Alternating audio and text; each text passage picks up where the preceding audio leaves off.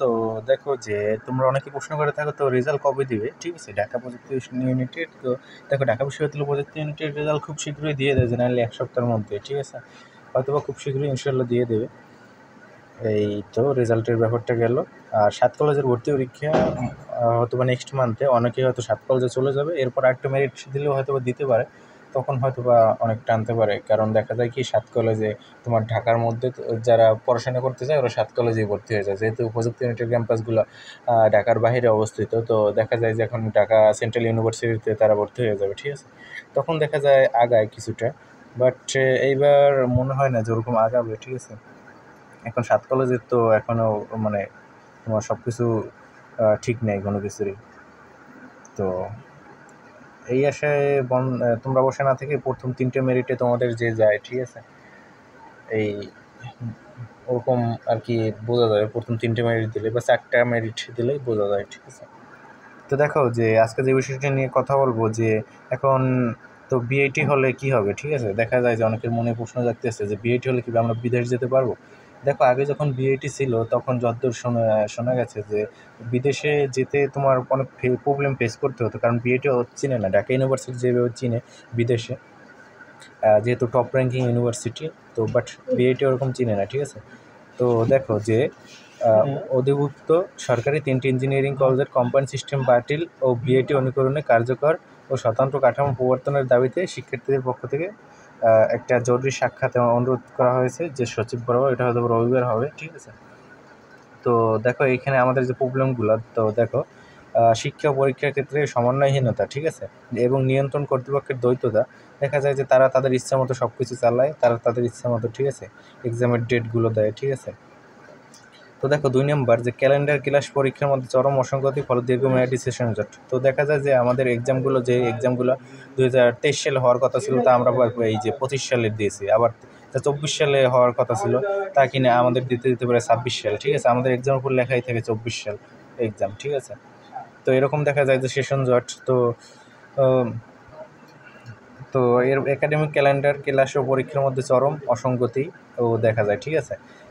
তো এই জিনিসটা দেখা যায় যে ঢাবি থেকে যারা 1-1.5 বছর আগে বের হয়ে যাচ্ছে, বাট প্রযুক্তি ইউনিট থেকে বের হতে আরও 1.5 বছর বেশি সময় লাগছে সেম ব্যাচে। তো প্রশ্নপত্র প্রণয়ন ও মডারেশন তো একেবারে স্বচ্ছতার অভাব, ঠিক আছে? দেখা যায় যে আগের সেমিস্টার থেকে কোশ্চেন দিয়ে দেয়, আবার পরের সেমিস্টার থেকেও যা তুমি কখনো পড়ো নাই তা কোশ্চেন দিয়ে দেয়, ঠিক আছে?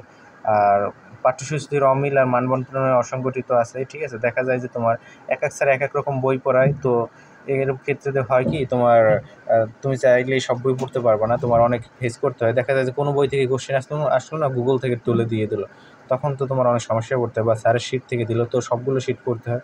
এই কারণে অনেক ঝামেলার মধ্যে পড়তে হয়। মানবন্টনের অসংগতি বলতে তোমার কি বোঝায়, তোমার দেখা যায় যে প্র্যাকটিক্যালে 60 মার্কের এক্সাম হয়, আর তোমার অন্য ইউনিভার্সিটিগুলো আমাদের এখানে তোমার কত হয়, 40 মার্কের হয় এক্সাম আর 60 মার্ক হয় মেন পরীক্ষা। বাট অন্যান্য ইউনিভার্সিটিগুলোয় তোমার 60 মার্ক মেন পরীক্ষা, তোমার 60 মার্ক থাকে কি তোমার রেগুলার অ্যাটেন্ডেন্স, মানে রেগুলার তোমার অ্যাক্টিভিটির উপর, আর 40 মার্ক থেকে মেন পরীক্ষা। এইগুলো মানবন্টনে অনেক অসঙ্গতি লক্ষ্য করা যায়। এমন এমন কোশ্চেন দিয়ে দেয় যে ছোটো কোশ্চেন দিয়ে 6 মার্ক দিয়ে দিল, বা আবার বড় কোশ্চেন দিয়ে তোমার মার্ক দিয়ে দিল 2, এরকম অসঙ্গতি লক্ষ্য করা যায়। তো দেখো, ফলাফল প্রকাশে অস্বাভাবিক বিলম্ব ও কোনো নির্ধারিত সময়সূচি অনুপস্থিত। দেখো, ফলাফল যে প্রকাশ করে 6 মাস পর, দেখা যায় যে কেউ ফার্স্ট ইয়ার এর যে রিএড নেবে সে সেকেন্ড ইয়ার কমপ্লিট করে ফেলছে, তখন জানতে পারে যে সে রিএড এর উপযুক্ত, তখন সে পড়াশোনার টাইমও পায় না, ঠিক আছে? তো এই সমস্যাগুলো তো ফেস করতে হয়, ফলাফল 6 মাস পরে দেয়, এরকম আর কি অনেক ঝামেলার মধ্যে এই কারণে পড়তে হয়, ঠিক আছে? তো দেখো, শিক্ষার্থীদের মতামত দাবিকে প্রশাসনিকভাবে গুরুত্ব না দেওয়া, অংশগ্রহণমূলক সিদ্ধান্তের প্রক্রিয়া অনুপস্থিতি। তো শিক্ষার্থীদের মতামতকে কোনো সময় গুরুত্ব দেওয়া হয় না, ঠিক আছে? আর কোনো কারণে শিক্ষার্থীদেরকে ডাকা হয় না যে কোনো কিছুর জন্য।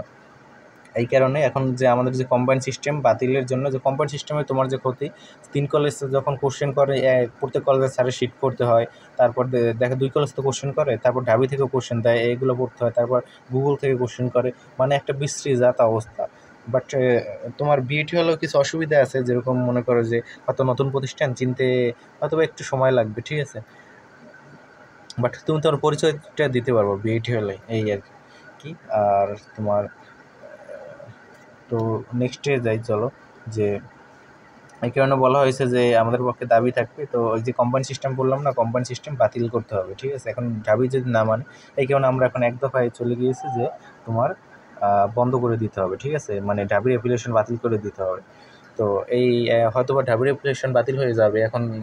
এই যে সচিবের সাথে বৈঠক আছে, ডিজির সাথে বৈঠক হয়েছে অলরেডি, এখন সচিবের সাথে বৈঠক, ঠিক আছে, তারপর মন্ত্রণালয়ে বৈঠক হবে। অত দীর্ঘমেয়াদী প্রক্রিয়া, আমাদের আন্দোলন যদি কন্টিনিউস হতে হতে থাকে 2-2.5 মাস লেগে যাবে, বা 6 মাসও লাগতে পারে, ঠিক আছে, এই প্রক্রিয়াগুলো সম্পন্ন হতো সব কিছু। তারপরে বিএটি হলে তারপরে, ঠিক আছে, প্রায় 6 মাসের মতো লাগবে বিএটি হতে, ঠিক আছে। তারপর নতুন একাডেমিক কারিকুলাম প্রণয়ন করা 6 মাস লেগে যাবে। আমাদের আন্দোলন মনে করা হয়তো 2-2.5 মাস এরকম চলতে পারে। তো এই আর কি, এখন বিএড হলে কি সুবিধা নাকি অসুবিধা? তো সুবিধাও আছে, অসুবিধাও আছে, ঠিক আছে।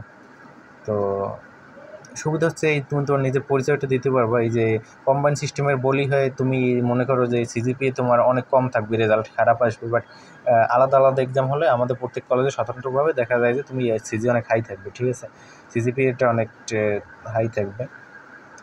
তো এইটা আর কি, যেমন অন্যান্য ইউনিভার্সিটিতে যে শিক্ষক ক্লাস করে ওই শিক্ষকই এক্সাম নেয়, ওই শিক্ষকই খাতা দেখে। তো দেখো, একটি কেন্দ্রীয় গভর্নিং কাউন্সিল গঠন, যার 3টি কলেজের প্রশাসনিক কার্যক্রম, একটা কেন্দ্রীয় একটা কাউন্সিল থাকবে, ঠিক আছে, ভার্সিটির মতো। তো প্রত্যেক কলেজে স্বায়ত্তশাসন থাকবে, ঠিক আছে, সব কিছু। আর প্রত্যেক কলেজ নিজস্ব শিক্ষক নিয়োগ দেবে। দেখো আমাদের শিক্ষক কিন্তু সংকট আছে অনেক। তো শিক্ষক সংকট যে আছে, ঠিক আছে, তো এই কারণে যে এটাও একটা বড় একটা ফ্যাক্ট, ঠিক আছে। দেখা যায় যে একটা ডিপার্টমেন্টে সরকারি শিক্ষক একজন, আর তোমার আলাদাভাবে আমাদের টাকা দিয়ে আরও 5 থেকে 6 জন শিক্ষক নিয়োগ দিতে হয়। এটা কোনোভাবে কাম্য নয়, ঠিক আছে। তো পড়াশোনা যদিও তোমার নিজের মধ্যেই সব কিছু। তো দেখো, একাডেমিক প্রশাসনিক কার্যক্রম সম্পূর্ণ একটি স্বতন্ত্র একক কাঠামোর আওতায় পরিচালিত হবে, যেখানে বিশ্ববিদ্যালয়ের নির্ভরতা থাকবে না। অতএব বিনীত অনুরোধ, ঢাকা বিশ্ববিদ্যালয় অধিভুক্ত কাঠামোতে পরিচালিত 3টি সরকারি ইঞ্জিনিয়ারিং কলেজে প্রতিনিধিত্বে জরুরি সভা 3 কর্মদিবসের মধ্যে আয়োজন করা হোক। উক্ত সভায় শিক্ষার্থী উপস্থাপনা, সরাসরি উপস্থাপনের সুযোগ দেওয়া হোক। সরকারের পক্ষ থেকে বিষয়টি সুস্পষ্ট লিখিত উভয় সময়বদ্ধ সিদ্ধান্ত জানানো হোক। দেখো, এটা সময় সাপেক্ষ ব্যাপার, সচিবদের সাথে বৈঠক হবে। যেমন বিএটির ডিজি, কারিগরি ডিজি, আমাদের যে কারিগরি অধিদপ্তর মাদ্রাসা শিক্ষা বিভাগ এর অধিভুক্ত, ঠিক আছে, কারিগরি ও মাদ্রাসা শিক্ষা বিভাগ। তো দেখো যে ডিজি এই সম্পর্কে অবগতই ছিল না, আন্দোলন সম্পর্কে। তারপর বিএটির প্রস্তাবনা, সে বললো অনেক টাইম লাগবে, 2-4 বছর লেগে যাবে, এই সেই বলতেছিল, ঠিক আছে। এখন কিভাবে কি হয় এখনও শিওর না, বাট আমরা আশা করতেছি, ঠিক আছে, যে খুব শীঘ্রই হয়তো সব কিছু কার্যকর হয়ে যাবে। যে দাবি থেকে বের হওয়ার অলরেডি এক দফা ঘোষণা করা হয়েছে, তাহলে তোমরা মনে করতেই পারো অ্যাপ্লিকেশন হয়তো বাতিল হয়ে যাবে। অ্যাপ্লিকেশন বাতিল হলে বিআইটির মতো স্বতন্ত্র কাঠামো হয়ে যাবে, তুমি তোমার নিজের পরিচয়টা দিতে পারবে, এই আর কি।